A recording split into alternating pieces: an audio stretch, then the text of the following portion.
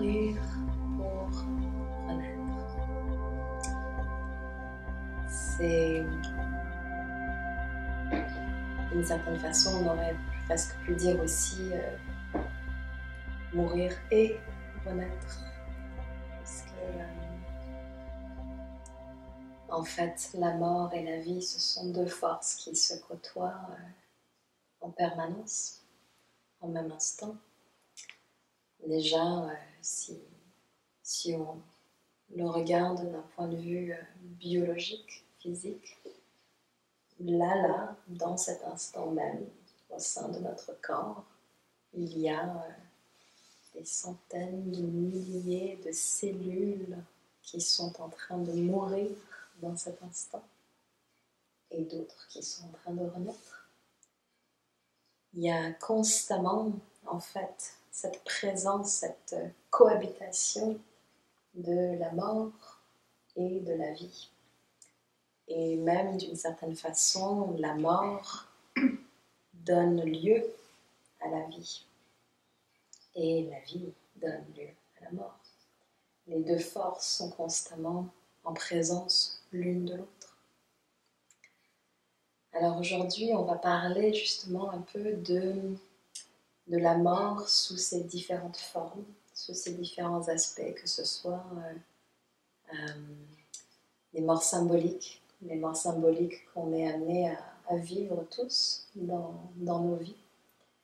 Et puis, qu'est-ce que ces morts-là peuvent nous offrir, nous permettre, en fait. J'ai le goût de commencer par vous raconter une petite anecdote qui m'est arrivée il y a à peu près 5 ans. À l'époque, j'étais psychologue clinicienne, je travaillais à Montréal, j'avais mon cabinet là-bas, puis voilà, j'étais dans mon travail, dans ma petite vie bien installée, avec mon conjoint, on avait une belle vie très très très confortable, des beaux emplois, et puis j'ai commencé à sentir que la vie nous invitait à passer à autre chose, en fait. Il y avait comme un élan qui était là, une sensation, enfin quelque chose qui tiraillait en dedans, même si on était très confortable et qu'on avait vraiment tout pour nous dire qu'on vivait une belle vie très successful, quelque chose tiraillait en dedans. Puis en écoutant ça, en fait, j'entendais que la vie nous invitait à nous mettre en mouvement vers autre chose, une nouvelle vie. Et bon, on ne savait pas trop vers quoi, mais on a tendu l'oreille et puis on a senti, enfin j'ai senti qu'il y avait quelque chose pour nous à aller explorer au Costa Rica. Donc on a dit ok, on va partir en vacances au Costa Rica, on se prend 1 mois et puis on va explorer le Costa Rica. Et on est parti donc avec mon compagnon, nos 2 enfants qui avaient 6 mois pour notre petite et puis 2 ans et demi pour notre garçon. Et on s'est promené, et puis vers la moitié du voyage, on s'est retrouvé dans un endroit, c'était une réserve naturelle, en plein milieu de la jungle, sur la côte pacifique. Puis, et puis là, on est parti se promener, il y avait une plage réservée à la ponte des tortues. C'était hors saison, donc on pouvait y aller se baigner là, mais il n'y avait personne. Et mon compagnon et les enfants étaient installés à l'ombre sous les arbres, et puis moi je vais me baigner dans la mer, puis quelque chose était vraiment très particulier, quelque chose me disait va pas te baigner, puis quelque chose disait va te baigner. Je vais me baigner, puis je rentre dans la mer et j'avançais à mesure comme ça dans l'eau, et puis quelque chose me disait ah tu pourrais t'arrêter maintenant, puis mon corps continuait à marcher, je commençais à avancer, jusqu'au moment où j'ai reçu une douleur extrêmement poignante dans ma cheville. Je me suis retournée de bord en hurlant. J'ai réussi à faire quelques pas comme ça jusqu'à ce que je m'effondre dans l'eau. Et j'étais complètement paralysée. Mon compagnon, me voyant faire ça, pensait que j'étais en train de jouer dans l'eau. Mais bon, finalement, quand il a vu que je ne remontais pas à la surface, il est venu, il m'a sorti de l'eau. Et puis, j'avais du sang qui sortait de ma cheville. On n'avait absolument aucune idée de ce qui venait de m'arriver, mais je saignais de la cheville et j'étais complètement paralysée.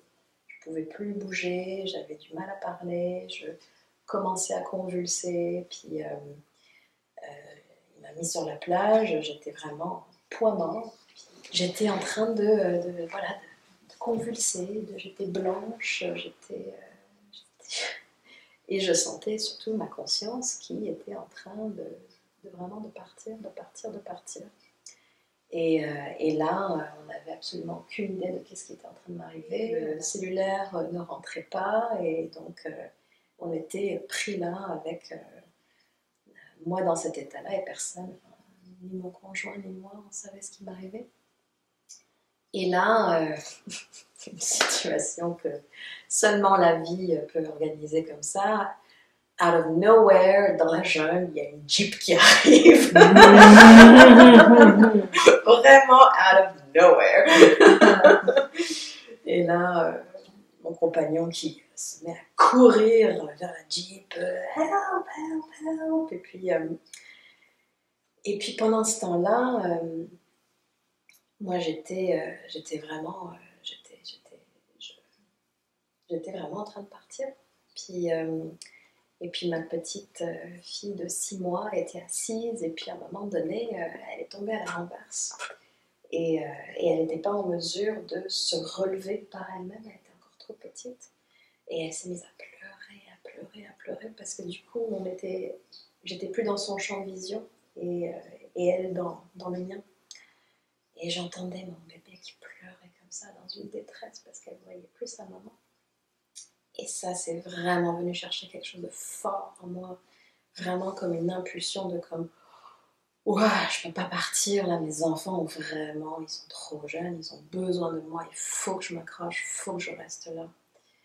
Et ça c'est venu chercher quelque chose en moi, ça m'a ramené vraiment dans le moment. Et là, le monsieur qui arrive de sa Jeep et qui me dit en espagnol, alors ne t'inquiète pas, parce que si je suis là, c'est vraiment le destin, parce que ça fait des années, et puis j'avais vraiment besoin de faire une sieste, j'ai vu cette petite route partir, et je me suis dit, je vais prendre cette route, je vais bien faire une sieste, et puis là maintenant, je suis là, et puis alors ne t'inquiète pas, tout va aller bien. Moi, j'étais comme, et là, il regarde mon pied, et puis il me dit, ok, tu viens de te faire piquer par une raie. Et les raies, en fait, elles ont un poison qui paralyse tous les muscles du corps. Et il me dit, il ne faut surtout pas que tu paniques, parce que sinon, le poison va remonter jusqu'à ton cœur, et puis là, c'est fatal. Donc, une chance, naturellement, j'étais d'une sérénité absolument déconcertante pour la situation, depuis le début. Et puis bon, voilà, finalement... je vous passe les détails, mais on a attendu l'ambulance qui n'est jamais venue. Finalement, il m'a embarqué dans sa Jeep. Il y avait juste 2 places avec mon fils sur moi. Il a conduit de l'autre côté de la jungle pour nous ramener à l'hôtel, pendant qu'Alex courait derrière avec le bébé sur le dos. Et puis, on arrive à l'hôtel, et puis bon, là, on a appelé l'ambulance, et puis on va nous faire bouillir de l'eau chaude. Et moi, j'étais comme... Quoi?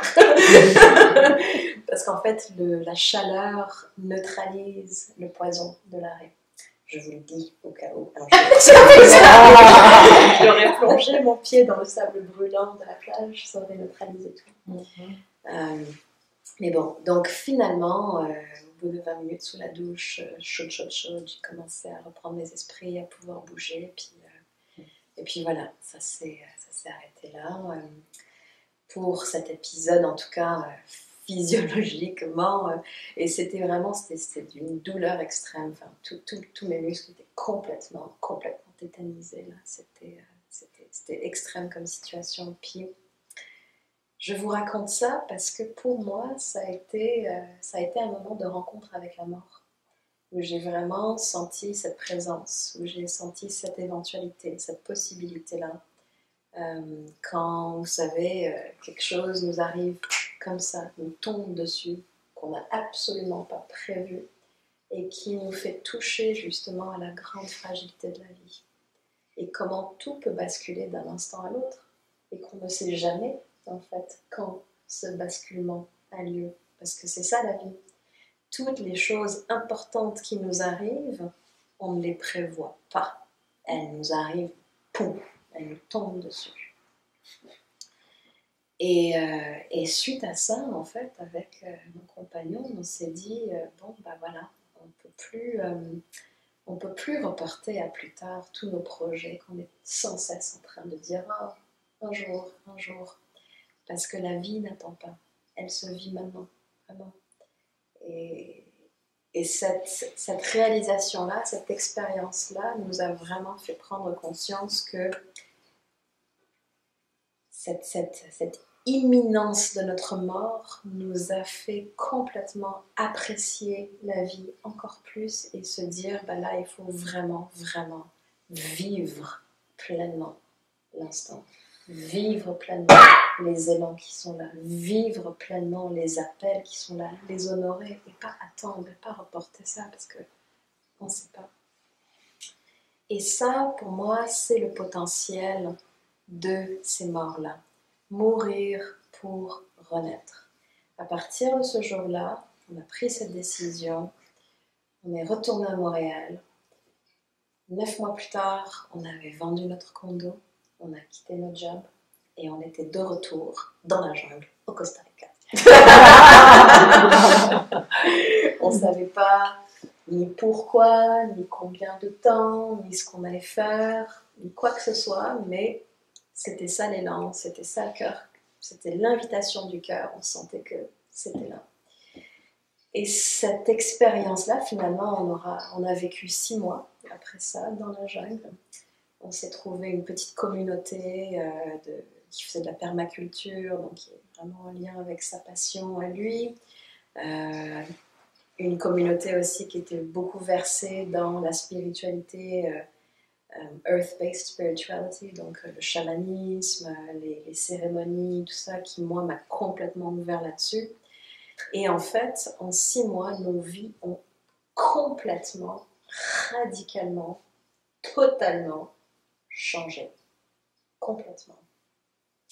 On est revenu 6 mois plus tard et moi j'ai pris la décision de ne jamais retourner à l'ordre des psychologues.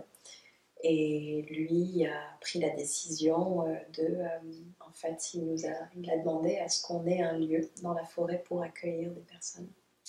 Et donc, c'est ce qu'on a fait. On a trouvé le lieu où on habite présentement.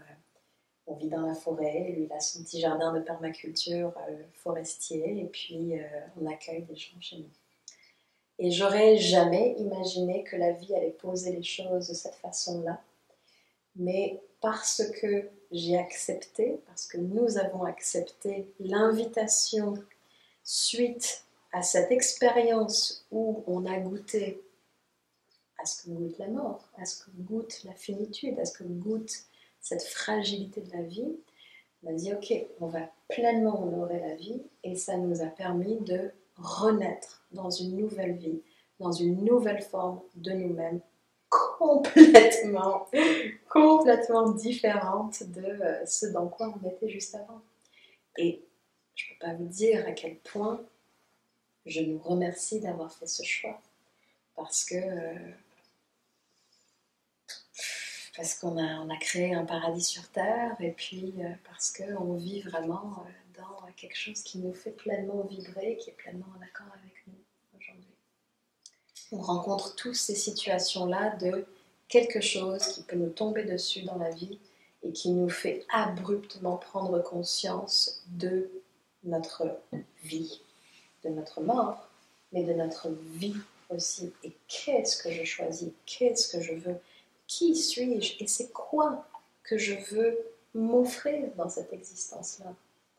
Je pense par exemple à quand on peut perdre un emploi, quand une relation significative prend fin, quand on vit un accident, quand on vit une maladie grave.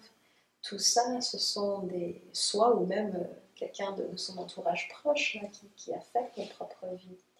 Tout ça, ce sont des situations qui vraiment peuvent venir ébranler notre petit train-train quotidien, la façon dont on vit la vie à tous les jours et faire comme « hey, wow, tu sais, est-ce que tu es vraiment en train de vivre la vie que tu veux vivre ?»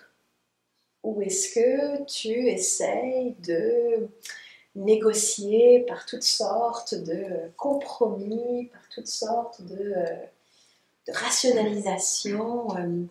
J'aurais vraiment le goût de faire ça, j'aurais vraiment le goût de changer, j'aurais vraiment le goût d'aller vers quelque chose de nouveau, mais j'ai peur parce que c'est nouveau, parce que je ne connais pas. C'est l'inconnu, et ça, souvent, ce sont des choses qui nous freinent, qui nous empêchent de vivre pleinement et de répondre pleinement à ces élans, à ces appels, à cette chose-là. Vous savez, on a tout ça. C'est des moments où ça vibre fort en nous et ça dit tiens, fais ça.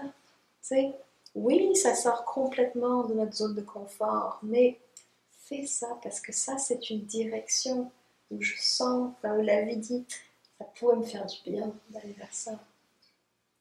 Et c'est sûr que quand on embrasse ces, ces élans-là qui nous invitent à autre chose de nouveau dans nos vies, eh bien ça implique une forme de mort. Une forme de mort symbolique à ce qu'on a été, à ce qu'on a pu vivre jusqu'à présent, à, voilà, à certaines façons de s'identifier aussi à qui on est, de se dire bah moi je suis plutôt quelqu'un comme ça, mais si je vais vers quelque chose de nouveau, est-ce que ça remet en question qui je suis, comment je me suis construit en tant que personne, mon identité, tout ça. Donc il peut y avoir justement ces morts symboliques de est-ce que je vais me retrouver dans ces nouveaux espaces que la vie m'invite à vivre? Est-ce que c'est vraiment moi? Et comment est-ce que je vais être? Et qui est-ce que je vais être là-dedans? Ça suppose qu'on accepte de laisser mourir aussi certaines parties de soi.